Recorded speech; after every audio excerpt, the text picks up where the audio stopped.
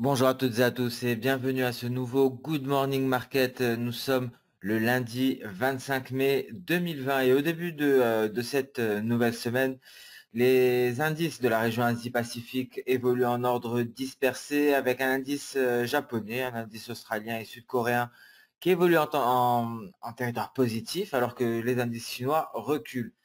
Et les contrats à terme sur le DAX et le S&P 500 sont actuellement en légère hausse. Et ce sont les tensions entre la Chine et les États-Unis qui devraient rythmer la séance aujourd'hui, des tensions qui continuent de s'intensifier avec les États-Unis d'ailleurs qui prévoient d'ajouter plus de 30 entreprises chinoises à la liste noire économique et la Chine qui a mis en garde contre de possibles représailles contre des contre-mesures au cas où les États-Unis poursuivraient leur rhétorique actuelle. Concernant le coronavirus, le nombre de cas confirmés a atteint les 5,5 millions. Plus de 2,3 millions de personnes se sont rétablies du Covid-19. Le nombre total de décès s'élève actuellement à 346 700. Et le ministre japonais de l'économie qui a déclaré que l'état d'urgence n'était plus nécessaire au Japon. Je vous rappelle que cet état d'urgence avait été levé sur, il me semble, plus d'une dizaine de préfectures. Et à présent, cet état d'urgence va être levé dans l'intégralité des préfectures. Et en Chine, il n'y a pas eu, à noter, pas un seul cas le samedi 23 mai.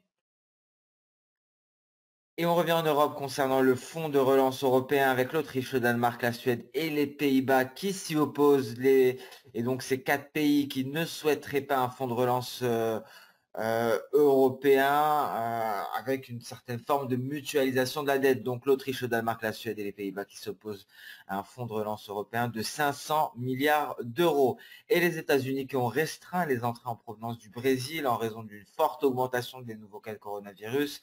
À noter que le Brésil est considéré comme le nouvel épicentre du coronavirus. C'est la Nouvelle-Zélande qui assouplira les restrictions concernant les rassemblements à partir du 29 mai.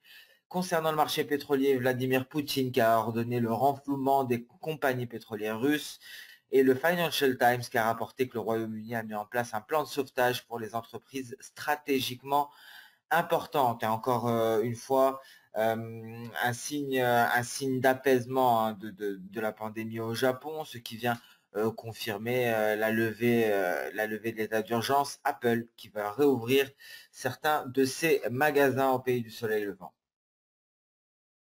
Alors aujourd'hui, le calendrier économique, comme tous les lundis d'ailleurs, sera allégé. Le sera d'autant plus que les opérateurs américains et britanniques sont en vacances aujourd'hui. Donc un calendrier économique allégé et il faut s'attendre à une liquidité moindre. La liquidité devrait être relativement faible aujourd'hui. Donc le focus se fera principalement sur les relations sino-américaines. Sinon, à 10 heures, nous prendrons connaissance de l'indice IFO du climat des affaires en Allemagne pour le mois de mai. Le consensus stable pour 78,3 points. Précédemment, ce chiffre a tablé 7 indicateurs du climat des affaires. C'est affiché à 74,3 points. Et à 19h30, nous prendrons connaissance du discours de Paul Ose.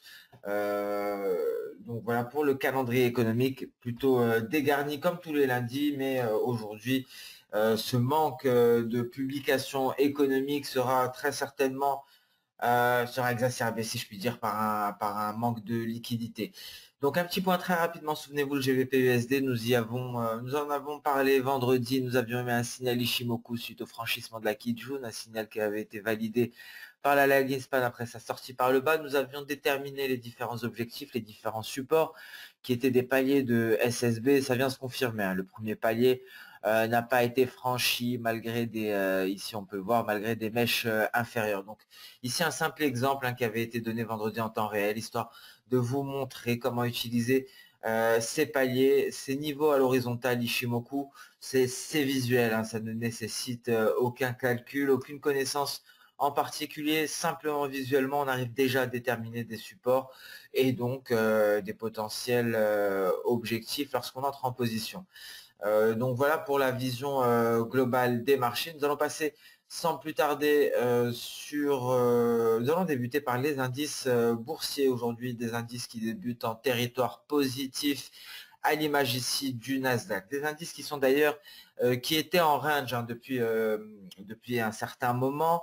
Les indices sont actuellement sur la borne supérieure de leur range respectif. C'est ce que nous allons constater actuellement. Et donc, lors de ces situations de trading range, vous avez une borne supérieure, vous avez une borne inférieure. Et donc, le signal, le déséquilibre nous est fourni lorsque l'on franchit l'une de ces deux bornes. Ça va être exactement la stratégie du jour. Nous allons en parler plus dans le détail. Mais avant cela, une petite vision ici du S&P 500 en mensuel. Pourquoi en mensuel? Tout simplement parce que nous allons assister à la clôture mensuelle très bientôt. Il va être important de constater si nous allons réussir concernant le S&P 500 à clôturer au-dessus de cette ligne de force NT, au-dessus des 2941 points. Nous sommes au-dessus actuellement, largement au-dessus de quelques dizaines de points, mais une clôture donc serait plutôt bullish, si je puis dire, pour les semaines à venir. Donc ce serait une indication parmi tant d'autres à garder en tête, à vérifier lors de la clôture mensuelle. Je vous rappelle que ces objectifs, ces projections de Soda sont issus d'un N très large qui a débuté en 2009 à la sortie de la crise financière, et depuis donc toute la hausse sur les indices américains, notamment sur le S&P 500, s'est articulée en N haussier avec les objectifs, les projections qui lui correspondent, et nous sommes allés chercher N très précisément d'ailleurs, histoire de vous montrer encore une fois que de par la nature fractale des marchés, les projections de Soda fonctionnent quelle que soit l'unité de temps, pardon. Et donc effectivement, il serait intéressant de noter si nous allons assister à une clôture au-dessus d'NT, ce qui pourrait nous permettre d'envisager une poursuite de la hausse ou bien de l'évolution latérale. Donc voilà pour le mensuel, et donc concernant l'hebdomadaire, la semaine commence fort, donc nous sommes directement au-dessus de la borne supérieure de cette oblique haussière, avec pour prochaine objectif très certainement cette oblique qui rallie les différents creux, encore une fois depuis 2009 sur le DAX, sur une représentation hebdomadaire du DAX. Je dézoome quelque peu pour une meilleure visibilité. Donc une semaine qui commence fort, des clôtures mensuelles très prochainement, donc un marché à surveiller de très près. Voici le Dow Jones en données hebdomadaires également, qui nous montre à quel point cette semaine commence fort et qui pourrait aller tester le bas de son nuage hebdo aux alentours des 24 900 points, aux portes des 24 900 points. Nous allons à présent nous intéresser à la vision journalière. En journalier également, nous avons ici, on peut constater que le DAX parvient à se hisser au-dessus de cette oblique haussière, l'oblique haussière qui ralliait les deux creux, les principaux creux, celui du mois de janvier 2016 et celui du mois de janvier 2019. Nous sommes parvenus à nous en affranchir, grâce notamment à ce gap breakaway, un gap de début de semaine, un gap haussier qui a été comblé d'ailleurs, on peut le constater par cette mèche inférieure, et donc un gap de rupture qui nous permet de passer au-dessus de cette oblique haussière en direction donc des 11 270. Il me semble d'ailleurs que c'est un palier de Kijun, très exactement, voilà, c'est un palier de Kijun, c'est la prochaine résistance que pourrait aller chercher le DAX. Est-ce qu'au contact de cette résistance, le DAX va vite se replier pour invalider le franchissement de cette oblique haussière? C'est tout l'enjeu de ces prochaines séances, et une invalidation de cette oblique haussière pourrait nous venir d'une escalade des tensions entre la Chine et les États-Unis. Le CAC 40 en données journalières vient s'installer décidément à l'intérieur de son nuage au-dessus de la Kijun, une Kijun qui aujourd'hui vient se confondre avec la ligne de force NT aux alentours des 4440 points. La ligne de force NT, c'est la première projection d'Osoda de ce N baissier. Donc c'est le niveau qui nous donne le signal de vente au moment de la formation du N baissier, et c'est donc le niveau qui vient invalider en cas de refranchissement à la hausse. C'est ce qui a été, ça a été le cas, et donc à voir pour la clôture aujourd'hui sur le CAC 40. Alors nous allons décanter tout cela en données intraday, en données H1. Ici, ce N baissier a été invalidé. Nous sommes repassés au-dessus de la première projection, de la première ligne de force NT. et allons-nous retracer pour aller combler ce gap et peut-être aller chercher les 4450? Cela semble fort probable en tout cas. Prudence à tout franchissement des 4500 points. Cela viendrait renforcer les perspectives haussières pour aller chercher 50 points plus haut, pour aller chercher plus particulièrement ce point haut du 18 mai, donc les 4550 points en ligne de mire en cas de franchissement des 4500. Et donc en cas ici de franchissement des 4475, on pourra aller chercher ce palier de Kijun 4423 avant d'aller tester les 4400 points. Le DAX en données H4, nous avions émis l'hypothèse d'une figure de retournement ici, une épaule tête-épaule complexe. Complexe pourquoi? Car nous avons, au lieu d'avoir une épaule à gauche, une épaule à droite, nous avons deux épaules à gauche et deux à droite. Pour l'heure, nous n'avons pas franchi les 11 264, donc cette épaule reste inférieure au sommet de la tête.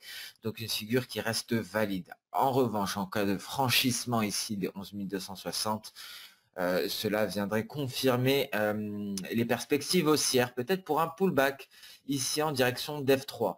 Donc il faut faire très attention à ce niveau. Ce niveau pour le DAX en données H4 est un niveau très important. Il est important de noter d'ailleurs que c'est un palier de Kijun. C'est une zone ici à laquelle nous faisons face actuellement. Ce n'est pas, d'ailleurs, c'est cette zone qui était venue chercher ici la mèche supérieure de la tête de notre épaule tête-épaule complexe. Donc, en comptant la mèche, si on prend en considération uniquement les cours d'ouverture et de clôture, c'est le niveau qui nous donnerait le signal d'achat. En revanche, en prenant en considération cette mèche haussière, cela vient confirmer ce palier de Kijun, donc deux niveaux, une zone de résistance à franchir, et le tout franchissement de cette zone-là serait un signal d'achat. En revanche, si on venait franchir ici les 11 035 points, c'est un signal de vente. C'est un cluster qui est composé de la Kijun et de la Tenkan. Ce serait un signal de vente pour aller chercher les 10 600 points très exactement que nous disent les données H1. Nous sommes en haut de ce range dans lequel évolue le DAX. Nous sommes en train de tester la borne supérieure. En cas de franchissement de cette borne supérieure, c'est un signal d'achat avec donc les objectifs qui ont été cités précédemment. D'ailleurs, c'est 11 320, vous pourrez les retrouver également sur le H1 ici.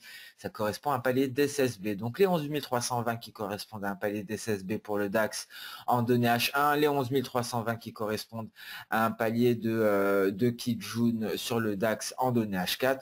C'est bel et bien le niveau qui viendrait confirmer les perspectives haussières, mais il y a toute une zone à franchir avant cela, et c'est cette zone-là qu'il faudra franchir pour venir nous donner un signal d'achat. Pour l'heure, nous sommes encore dans une certaine zone, si je puis dire. Nous sommes encore dans une zone de neutralité. Nous sommes neutres tant que nous sommes à l'intérieur de ce range, et toute sortie par le haut serait un signal d'achat. Tout franchissement de la Kijun et de la Tenkan serait une alerte comme quoi nous allons aller chercher la borne inférieure, et une sortie, un franchissement de la borne inférieure serait un signal de vente. Donc voilà pour les indices européens. Donc plusieurs scénarios encore une fois, car nous sommes pratiquement à l'équilibre, si je puis dire, et c'est le flux d'actualité, ce sont les relations sino-américaines qui pourraient driver le marché aujourd'hui. Attention tout de même, il ne faut pas s'attendre à des mouvements de marché conséquents.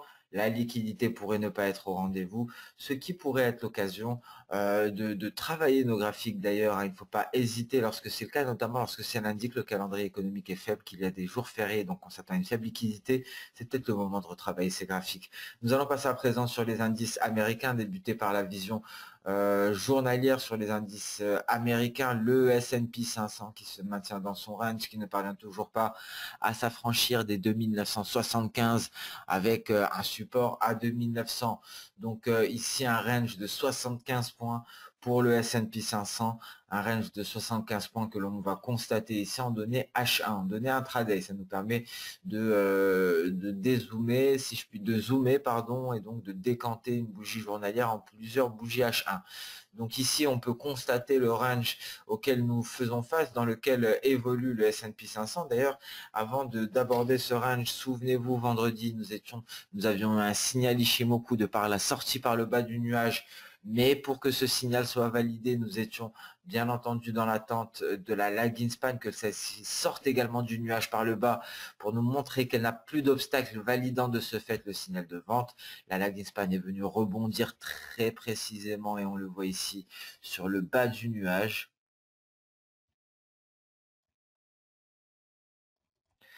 Et donc, cela a invalidé le signal et les cours sont repartis à la hausse. Et nous voilà aujourd'hui sur le haut du range dans lequel évolue le S&P 500. Donc, une configuration complètement opposée. Lors du Good Morning Market de vendredi matin, nous étions sur le point d'aller chercher le bas du range après un signal de vente Ishimoku toujours pas validé, en attente de validation lundi matin. Pour ce début de nouvelle semaine, nous sommes sur le haut du range dans l'attente d'une sortie par le haut pour aller chercher les prochains niveaux peut-être.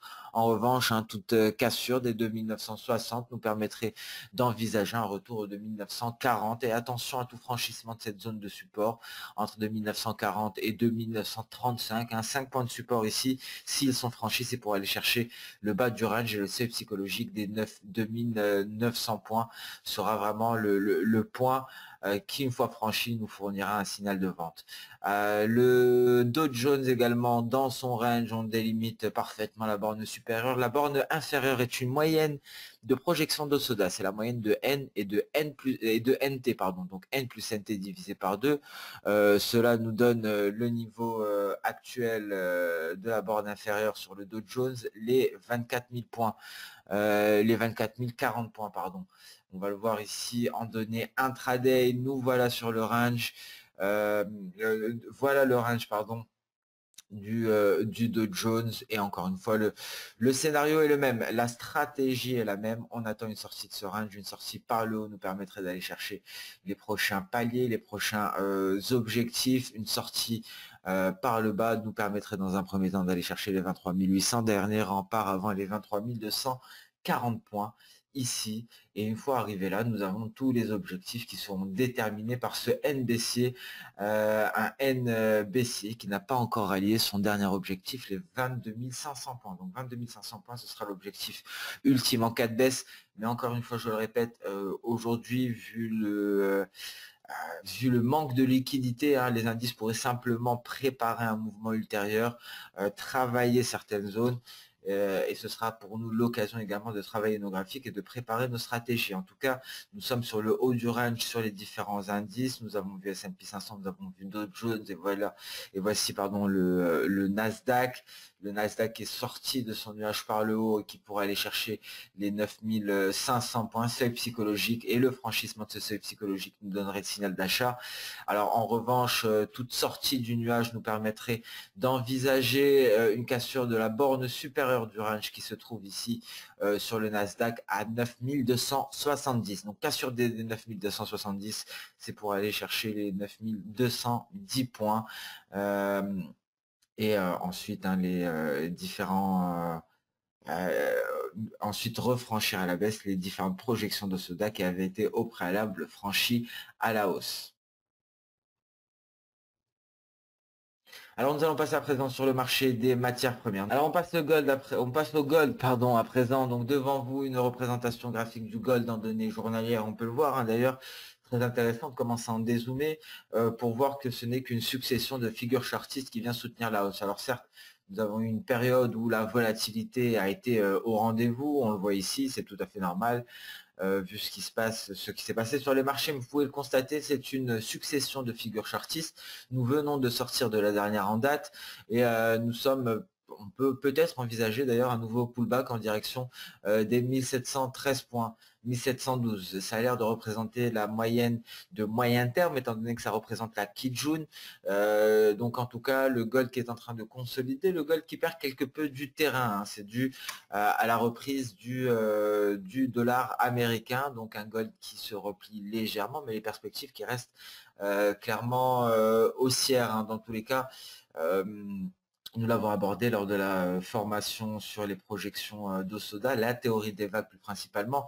Il y a un parallèle à faire avec le chartisme. Je vous rappelle qu'on sort d'un triangle symétrique par exemple, on en sort en formant un N haussier lorsqu'on en sort par le haut. Et le voici ce N haussier, hein. On peut le voir ici, on peut le constater. Il nous donne les différents objectifs à éventuellement aller chercher en données journalières.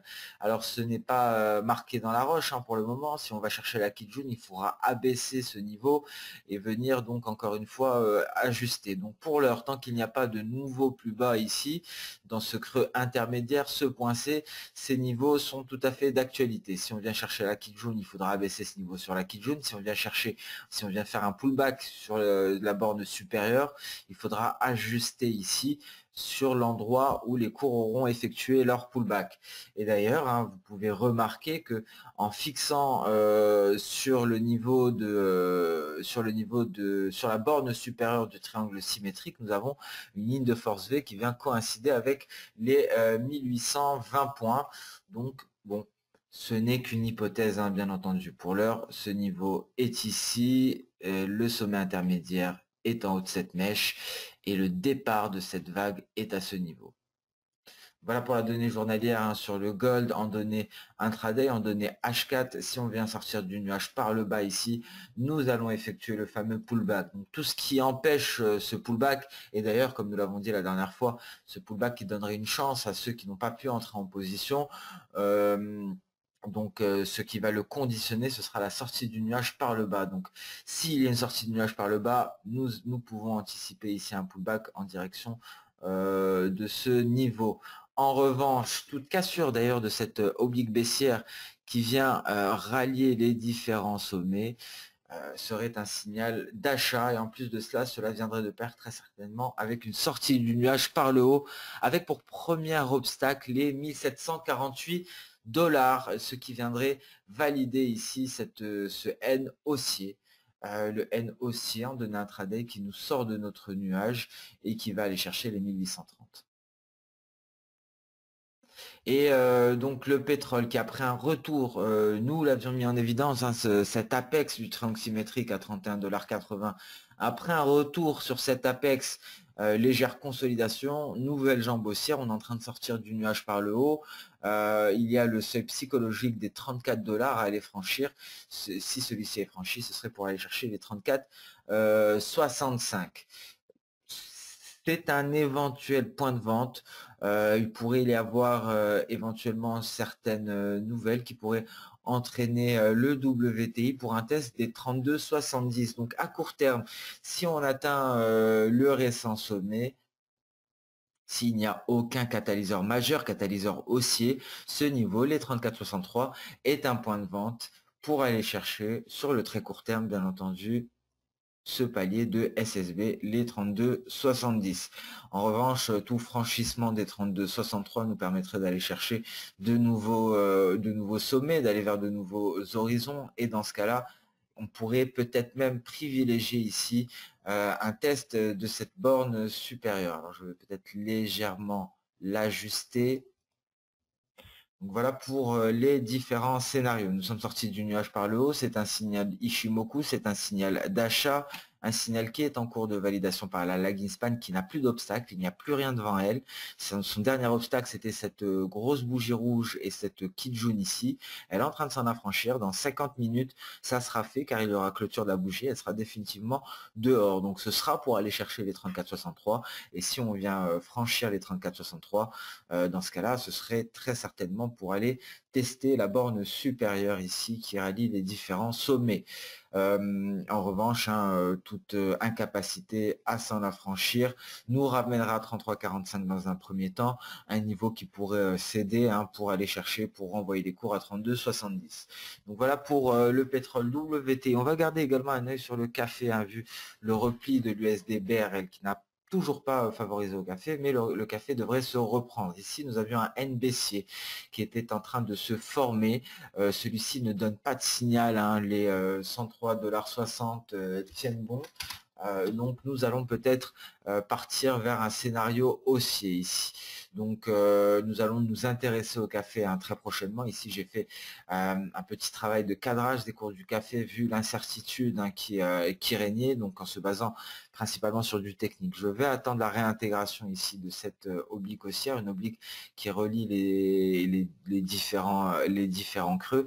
Donc en cas de franchissement des 106 $, nous allons nous intéresser à nouveau au café parce que les perspectives haussières sont très intéressantes. On pourra aller chercher les 113,86. Mais prudence, car en cas de franchissement des 103,35, ce serait pour aller chercher cette oblique baissière. Une oblique baissière qui rallie les différents sommets, qui a quelque peu été décalé, et donc ce serait ce N baissier qui se déploierait à nous et on pourrait passer sous les 100 $ à 95,25. Au vu des fondamentaux, hein, il pourrait y avoir des problèmes hein, au niveau des stocks de café. Au vu des fondamentaux, la baisse ne serait pas justifiée, mais on reste prudent tout de même. Nous sommes au bord d'un signal de vente technique. On va attendre la réintégration de l'autre côté de cette oblique haussière pour aller chercher la Kijun, voire les 113,86. Donc peut-être une hausse qui pourrait se déployer. On reste prudent, mais c'est simplement un premier avertissement, un premier clin d'œil que nous fait le café, notamment l'USD-BRL avec ce repli, un USD-BRL qui revient, qui pourrait invalider ce N haussier en cas de passage en dessous des 5,53. Donc c'est ce qui nous intéresse ici. Cela pourrait peut-être nous emmener éventuellement sur l'USD-BRL vers la formation d'une seconde épaule à ce niveau-là et on pourrait enfin assister, si je puis dire, au repli de l'USD-BRL. Donc cela nous donnerait une formation en épaule tête-épaule ici, et ce qui pourrait permettre d'entamer une nouvelle tendance baissière pour l'USD-BRL après avoir enchaîné les records historiques. Donc voilà à quoi on peut éventuellement s'attendre. Voilà un scénario qui se tient en tout cas en vue d'une hausse prochaine du café. C'est ce qu'on attendait depuis très longtemps. On attendait l'éventuel des signes de faiblesse de l'USD-BRL. L'USD-BRL commence à en donner, mais attention. Souvenez-vous ici, ça aurait pu être une épaule tête-épaule à ce niveau-là, avec une première épaule ici, une tête ici, une seconde épaule à ce niveau, mais il y a eu une accélération haussière. On pourrait assister au même scénario ici, une légère reprise en cas avec une probable formation d'épaule et une accélération haussière pour repartir de plus belle. Donc on reste extrêmement prudent, on garde un œil sur le café tout en gardant à l'esprit cette configuration technique sur l'USD-BRL. Et sur ce d'ailleurs, car l'USD-BRL est une paire de devises, on s'y intéresse sur le compartiment matière première de par sa corrélation négative avec le café. Le Brésil est un des plus grands producteurs de café arabica, donc on parlait forex hein, à présent sur le SDBRL, et donc on va continuer sur le forex avec un dollar index qui se renforce, un billet vert qui se renforce, qui pourrait nous donner un signal d'achat. Il est en train de franchir sa Kijun, il pourrait par la même occasion sortir de son nuage par le haut. Là, la Greenspan, hein, il me semble, est bien loin ici de s'affranchir de tous ces obstacles. Hein. Elle est empêtrée en plein milieu de ces mêmes obstacles, d'ailleurs, avec Kijun, une bougie rouge, une Tenkan. Donc très difficile pour le moment, en tout cas, d'envisager une sortie du nuage par le haut. Pourrait peut-être longer, selon moi, ce serait le scénario que l'on pourrait constater, longer ici le nuage jusqu'à en sortir éventuellement ultérieurement à ce niveau-là, donc au début du mois de juin. Bon, le biais vert pourrait le faire, mais en tout cas le scénario d'un biais vert qui longe son nuage est beaucoup plus probable. Donc l'euro-dollar vient se replier, il est actuellement sur un gros niveau, ça quitte jaune, les 1,0873. S'il le franchit, c'est un signal de vente en direction des 1,0820. Et donc l'euro-dollar qui a invalidé ici hein, ce franchissement de cette oblique baissière et qui est reparti en territoire négatif, lui permettant ainsi de sortir à nouveau pardon, de son nuage par le bas. Nous avons à présent une nouvelle oblique, hein. On vient réintégrer ce sommet intermédiaire à présent et on peut constater ici ce range sur l'euro-dollar. Pour les scalpers hein, sur l'euro-dollar d'ailleurs, ce range est également évident en données intraday avec un nuage également qui accompagne les cours. Donc voilà pour concernant la paire euro-dollar. Nous allons passer sans plus tarder sur le GBP-USD qui après un pullback sur sa ligne de coup est en train de temporiser aux alentours des 1,2170. Et donc pour le moment, pas d'accélération baissière. Ça semble tenir. Ce qu'il faut savoir, c'est que le biais vert se renforce actuellement. Donc un renfort du biais vert pourrait éventuellement favoriser l'atteinte de l'objectif théorique de cette épaule, tête-épaule avec franchissement de la ligne de coup et pullback, hein, qui a été livré avec tout le package, si je puis dire, permettez-moi l'expression. Mais une poursuite de la hausse du biais vert, si le scénario d'un biais vert qui continue à la hausse en longeant son nuage, si cette hypothèse vient se confirmer, le GBP-USD pourrait poursuivre à la baisse en direction des donc 1,1960 en direction de l'objectif théorique.